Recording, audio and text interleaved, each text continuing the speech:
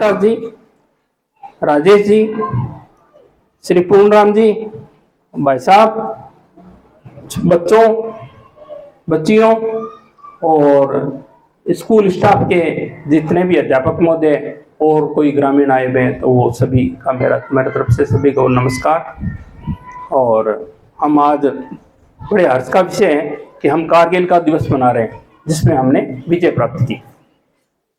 भारत पाकिस्तान के साथ में वैसे 3 युद्ध हुए हैं और चौथा युद्ध अभी हुआ है इसी साल के अंदर, जो जिसके आप साक्षी, आप खुद भी हैं, आपने भी देखा होगा, ऑपरेशन सिंदूर। जो तीसरा युद्ध था वो कारगिल का युद्ध था 1965 में, और 1971 के अंदर हमने विजय प्राप्त की थी पाकिस्तान पे। और कारगिल पे जो हमने विजय प्राप्त की थी वो 1999 की बात है। ये युद्ध 2 से 3 महीने के बीच में चला था। और जब एक गडरिया घूमता हुआ गया, उसने देखा कि कुछ सैनिकों की जगह कोई और ही आदमी बैठे हैं भारत के ने के दूसरे साइड के, और वो आतंकवादियों के भेष में बैठे थे। आतंकवादियों के नाम पर उन्होंने ये युद्ध किया था। फ्रीडम फाइटर है जो भी बैठे हैं, हमारे सैनिक नहीं है, हकीकत में पाकिस्तान की सेना ही थी। इस युद्ध के अंदर हमने बहुत कुछ खोया, बहुत कुछ पाया। 527 सैनिक हमने खो दिए। इसके अलावा 1300 हमारे सैनिक घायल भी हुए। बहुत सारे बम के गोले भी बरसाए गए।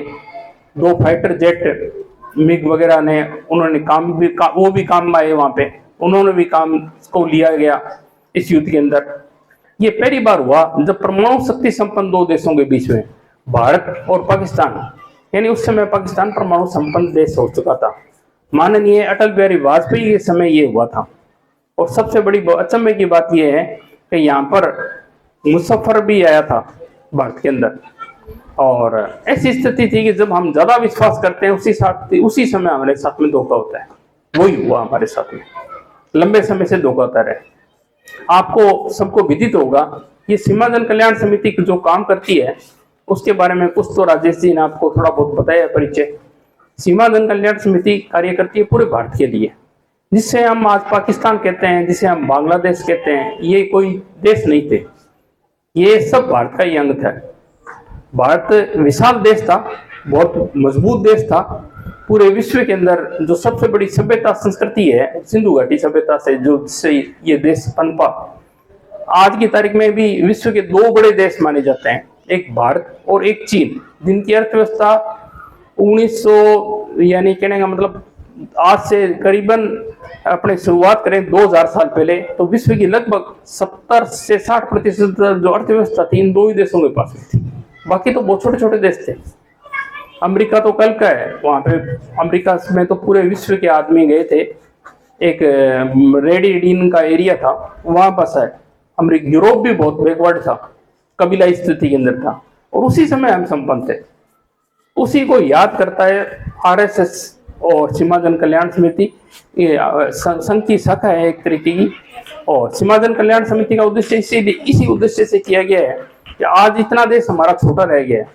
करीबन आप समझ लो कि जितना देश बड़ा था उसका लगभग आधा रह गया है, टुकड़े होते गए देश के साथ में। उन सब बातों को विस्तार समेत मैं कहूंगा तो बहुत लंबा हो जाएगा, खींच जाएगा। फिर भी मैं आपको सरसरी तौर पर बता दूं, जो भारत पाकिस्तान का विभाजन हुआ, जिसमें पाकिस्तान और बांग्लादेश जो बाद में विभाजित हो गए 1971 में, उस विभाजन के समय हमें बहुत बड़ी त्रासदी खेली। धर्म के आधार पर हुआ। धार्मिक सौहार्द नहीं रहा इस देश के अंदर। इसके अंदर सबसे बड़ी मेजोरिटी इस देश के अंदर हिंदुओं की थी, उसके बाद में मुसलमानों की थी, और अन्य भी धर्म संप्रदाय के लोग रहते थे। ये देश इस आधार पर बना हुआ है, सभी जिए सर्वे भवन्तु सुखिनः सर्वे भवन्तु निरामया, और वसुधैव कुटुम्बकम की जो नीति है वो हिंदू धर्म की मूल नीति है। पूरे विश्व का सम्मान करो, सभी को जियो और जीने दो, इसी के आधार पर ये देश की स्थापना की गई थी। परंतु इसके अंदर बहुत ही बड़ा दुर्भाग्य रहा कि यहाँ सांप्रदायिक सौहार्द तो बड़ा बिगड़ा। धर्म के आधार पर एक देश मांगा गया और उस देश ने हमारे को भी आराम से जीने नहीं दिया और कोई न कोई कटुता जारी रखी।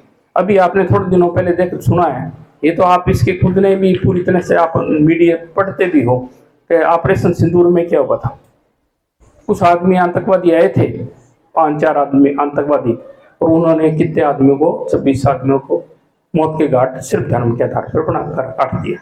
इसी तरह कारगिल के समय वहां पे बैठ गए थे करीबन 5000 पाकिस्तानी सैनिक, जिन्होंने वेशभूषा आतंकवादियों को बनाकर कारगिल वाले ऊपर वाले पहाड़ियों पर बैठ गए थे। उनको खदेड़ने के लिए भारत की करीबन 30,000 की फौज लगी और बहुत सारे सिस्टम लगा, बहुत सारा लड़ाई हुई जबरदस्त। आपको जब नीचे से लड़ाई करनी पड़ती है ऊपर वाले के साथ में तो बड़ी दिक्कत पैदा होती है, क्योंकि ये जो पाकिस्तानी घुसपैठिए थे तो ऊपर की चोटियों पे बैठ गए थे। अब चोटियों को खदेड़ना होता है तो बहुत ही मुश्किलें, समस्याएं पैदा होती है उनको खदेड़ने के लिए, जो हमारे इसके बावजूद भी हमारे सैनिकों ने प्रयत्न किया और पूरी मजबूती के साथ में उनको खदेड़ा और विजय हासिल की। और यही हर्ष का विषय है। आज हमें सबको इसके साथ में गौरवान्वित होना चाहिए इस दिवस के ऊपर, और इसे धूमधाम से मनाना चाहिए कि आने वाली पीढ़ी हम इससे शिक्षा ले, ज्ञान ले। 1999 के बाद में जब अभी 1925 में युद्ध हुआ, 25 साल के दौरान भारत की शक्ति 25-26 सालों में इतनी ज्यादा बढ़ गई कि भारत की कांच को, किसी खिड़की का एक कांच का टुकड़ा नहीं टूटा, और करीबन पाकिस्तान की 500 से के आसपास मिसाइलें, 150 तो बड़ी मिसाइलें थी। इसके अलावा करीबन ड्रोन अटैक वगैरह करीबन 800 850 अटैक होने के बावजूद भी भारत की कांच की अपने एक टुकड़ा भी नहीं टूटा। और भारत ने जो अटैक किए थे वहां पे आतंकवादी अड्डों पे किए थे, चाहे 9 अटैक किए थे, चाहे उनके सीमा क्षेत्र, उनके जो 8-10 अटैक जो हमने उनके जो एयरबेस पे किए थे वो पूरे सटीक बैठे। इतनी सटीकता थी कि 1 मीटर का भी फर्क नहीं आया और पूरी ताकत के साथ में नुकसान दिया, जो पूरा वर्ल्ड का मीडिया उसे मानता है। और उसके जो पिक्चर थे, फोटो, सैटेलाइट फोटो थे, उससे पता लग गया पूरी तरह से। पहले पाकिस्तान ने कुप्रचार बहुत किया कि हमारा कोई नुकसान नहीं हुआ है, उल्टा हिंदुस्तान का नुकसान हुआ है। परंतु विश्व के पूरे जितने भी मीडिया था, जितना भी मीडिया था, और सैटेलाइट फोटो में आधार पर उन्हें मानना पड़ा कि भारत की न केवल विजय हुई है बल्कि एक तरफा विजय हुई है, पूर्णतया भारत के पक्ष में गया है ये युद्ध। ये कितना सौभाग्य की और सुखद बात है। आपका भी बहुत समय होता है बच्चों, आपका भी कीमती है, क्योंकि आप भी पढ़ने वाले बच्चे हो, और स्टाफ का भी समय कीमती होता है। मैं ज्यादा समय नहीं लेना चाहता, ये ऐसी चीजें हैं जिनको बताने में घंटों लग जाते हैं। आपने जो समय दिया, सम्मान दिया, उसके लिए धन्यवाद। और हमें कोई भी हो इसे सम्मान मांगना चाहिए। और एक और आपको बात बता देता हूँ, सीमा जन कल्याण समिति नाम की संस्था है, बहुत अच्छी संस्था है, जो स्कूल भी चलाती है। हमारे पूर्णराम जी ने स्कूल भी यहाँ पे गरसाना इसमें सखी के अंदर चलाया था, और आप सभी इस संस्था से जुड़े, मैं तो यही कहूँगा।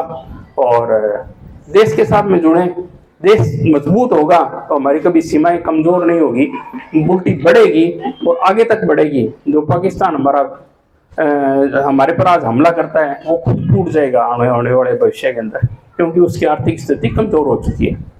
तो हम चाहते हैं कि हमारा देश मजबूत बने, ताकतवर बने। इन्हीं शब्दों के साथ जय हिंद, जय भारत, धन्यवाद।